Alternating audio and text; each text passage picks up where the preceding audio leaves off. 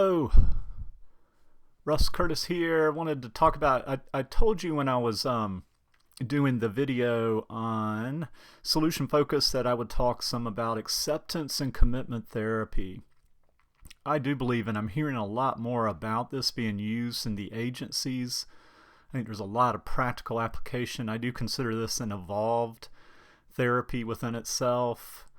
Much as I do solution focused therapy, whether you're using that for individual or family. So let's look at some basic components of acceptance and commitment therapy. Ultimately, if we were to kind of sum this up with a statement, it is about that we can still move forward with our true goals and values even while experiencing depression, anxiety, the effects of trauma, perhaps even in addiction, and maybe this even changes the addiction, that we don't lose what it is we truly value and desire and move forward. Okay, so that's just kind of an overall synopsis of acceptance and commitment therapy, which is different from a more prescriptive therapy if you think about it. Okay, because prescriptive, whether it is implied or and more explicit, is we got to fix this before you can move forward with your life. We've got to cure the anxiety. We've got to reduce the depression. And what this is saying is, hey, move forward, take action while you're experiencing this, and that can change your whole relationship to the issues. Because the idea is, and I should add this too with ACT, is that we're always going to have stuff come up, okay? There's always going to be different issues. Now, from kind of a woo-woo spiritual standpoint, these things that might come up, such as illnesses, job loss, relationship issues, death, and so forth, can be ways that we learn and grow and develop ourselves and evolve ourselves. Now, they're not fun. A lot of times these learning experiences aren't fun. Definitely not wishing them on folks. But that's going to happen probably until the day we die. In fact, we're probably going to be getting maybe sick before we die. Who knows? So we can still move forward with our true values and goals. So first and foremost, one of the stages of ACT is assessing with clients what it is they truly desire. Now, we can start hearing what they truly desire in our first initial meetings with folks. They're going to tell us about their values even if we don't ask them about it. Their relationship, or the desire for a relationship, the desire for a more fulfilling and meaningful job, or education, what they want to major in, what subjects they like. So all of these are giving us information about values. And then clearly there's values exercise, card sorts, and different types of games to help people get clearer about their values. And in fact, I was trained years ago in a type of substance abuse prevention that focused on this. It's helping 5th and 6th graders really get clear about what they value.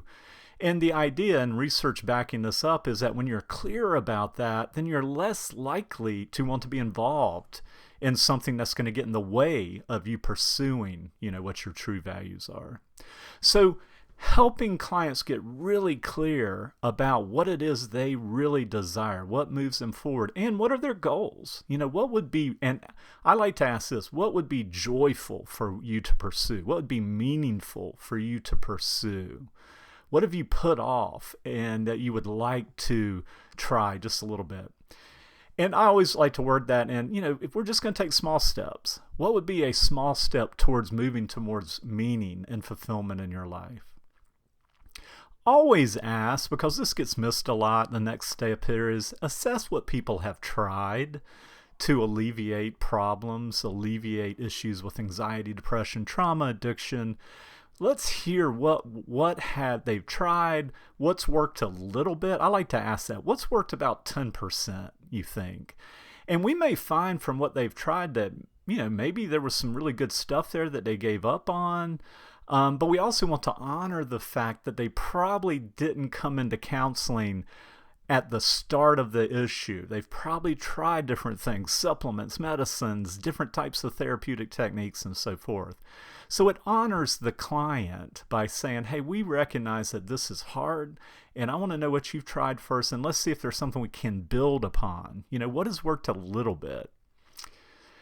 And then a big piece of acceptance and commitment therapy, and I love that it is the cognitive diffusion skills. So one of the concepts with acceptance and commitment is that when something happens to us, whether it's something that's caused anxiety or depression or what have you, is we get attached to that thought, okay? So they're fused together. Let me give you an example. You get anxious while sitting in a classroom. Okay, so all of a sudden, the thought gets embedded that there's something wrong with me. There's something wrong. Why am I anxious in a classroom? And then all of a sudden, that creates more anxiety. Anxiety is one of those things that fear tends to breed fear. Okay, so with diffusion, what we're helping people do is separate from this and step outside and look at it. It's like, oh wow, look, I am feeling fear. What kind of things am I thinking? What kind of things am I doing? And is that working for me? Okay, so we're wanting to separate, okay, because that didn't work. That, oh wow, there must be something wrong with me if I'm anxious. Let's step out and just say, hey, the natural person would start to ask those questions clearly. But let's broaden out, and that's why mindfulness can be so helpful. Mindfulness, to me, is one of the more potent in terms of the breadth and depth of research supporting it for not only psychological, emotional issues, but also physical health issues. I don't really know what comes close to that other than maybe the counselor-client relationship, the therapeutic relationship in terms of improving client outcome. If I were to list the therapeutic techniques, that are most helpful in helping clients, it'd be mindfulness skills and therapeutic outcome, and then probably cognitive behavioral techniques and skills. So helping people diffuse, break apart from this identification with a thought. I am bad, I am weak, I am not capable, I'm unlovable. Helping them step outside and develop a broader, more healthy view and recognize that's not who they are. There's more to them than that. And so metaphors and stories can be really helpful with this. And really good counselors, I know counselors that metaphors just come really easily to them, but also with experience you'll develop metaphors. And let me tell you, clients identify with these stories and metaphors. Let me use one from Native American tradition. I think it's the Two Wolves story. But I want to say that, you've got, say like a positive and a negative wolf and I should have brushed up on this, but it's like, hey, which one is going to win if I'm facing these two wolves? And it's like, which one do you feed? The positive, the helpful, or the more negative, the one that wants to destroy? Because the one you feed is going to be the one that's going to grow bigger and be more robust in your life. Now, I want to feed the more positive, helpful, bad, and good kind of wolf. So my Native American folks, please help me straighten out that story. But that's one. Here's another one. And I know this is from Native American tradition. I don't know specifically from where, but they talk about when discussing problems that you can discuss it in full and in length 3 times. And then after that, you set the intention that I'm done discussing that. I am going to let that go. Okay. So probably, what would it be like, folks, for us at the beginning of sessions, whether it's trauma or depression or whatever, if we said, hey, let's use this counseling with the intention that we're going to reduce the strength, but more of the issue, but more importantly, you're going to recognize there's more to you than this issue, and that you can still move forward with your relationship goals, with career goals, with education goals, with hobbies, with meaningful activities, even in the midst of anxiety and depression. Now, I know that's not easy, okay? I know when you're experiencing panic or experiencing depression. It feels like a dark cloud. And we want to make sure that we're giving some coping skills in the meantime, but also not shying away from there is more to your life than just this issue. Okay, so we're broadening the perspective, which then changes the perspective of the problem. And then the last piece of this is contract for value-driven committed action. Now, an example that I've read was a mom who experienced agoraphobia. Okay, so it was very difficult to be in large, crowded places where it would be impossible to escape without notice. Okay, is one way to look at agoraphobia.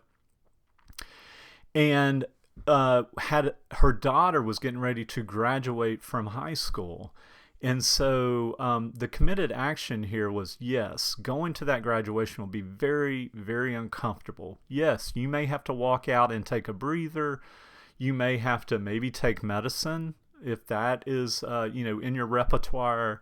You may have to, who knows, even lay down. You may even get to feeling terrible in there.